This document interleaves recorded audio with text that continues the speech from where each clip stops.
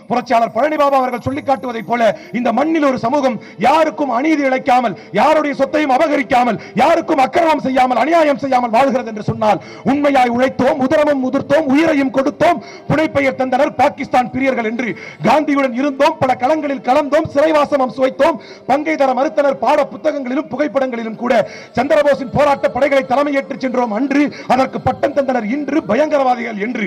தொப்பியும் தாடியும் விடுதலை போரில் உண்மை தீவிரம் காட்டியதால் அவை தீவிரவாதத்தின் அடையாளங்கள் ஆகி போயின. ஆம் தீவிரவாதிகள் தான், ஆம் தீவிரவாதிகள் தான், சாந்தியை சமாதானத்தை காப்பதில் தீவிரவாதிகள் தான். தியாகத்தால் வரலாறு படைத்தோம் அன்று, சிலர் துரோகத்தால் உண்மை வரலாறு இழந்தோம் இன்று.